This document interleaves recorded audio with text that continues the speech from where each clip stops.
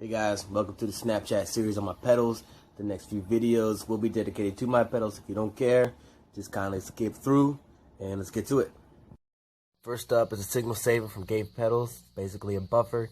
Keeps the output of the bass the same as it goes through all these pedals.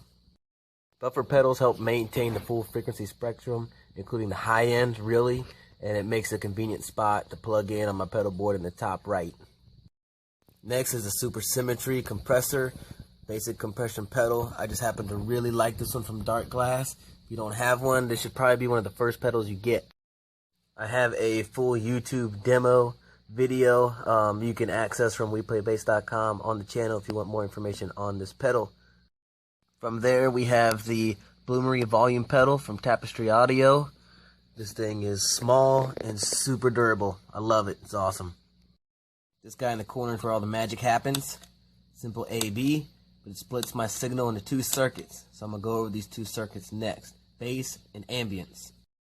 Let's take a quick break to get a word from our sponsors. Wait, we don't have any sponsors. Okay, back to it. Looking at the A-B, the red light means we're on the bass channel. We're going to go straight over to the Smoke and Amp Company Custom Twin Tube Overdrive.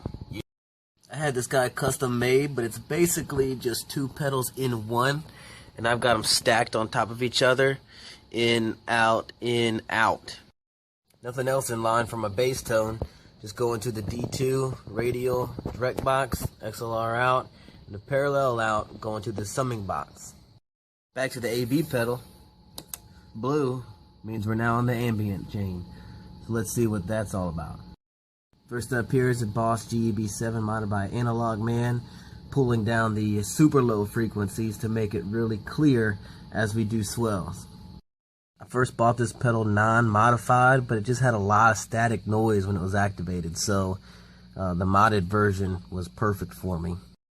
Next essential part of an ambient tone is a delay pedal. I've got the Nova delay with built-in tap tempo, and I use the whole note setting, just tap it out to each song. This tumor of a knob right here is also from Tapestry Audio. Makes it easy to set the feedback with my foot on the fly. It's not a tumor. Go to the pedal. Do it now. After the Nova delay is the Dispatch Master delay and reverb combined. All in one. This is a really cool pedal.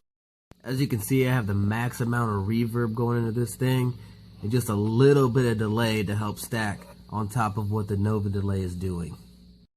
After the Dispatch Master layers on another delay and hits it with some reverb, we've got one more reverb with the Seraphim that also dials in a little bit of shimmer.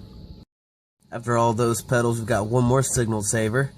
And over to the left side of the radial, you can see I've got it cleverly labeled swells.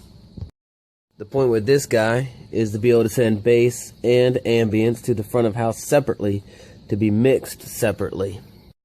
For my amp on stage, I've got this summing pedal that takes the parallel outs from the radial D2 and turns them into mono with a mute switch.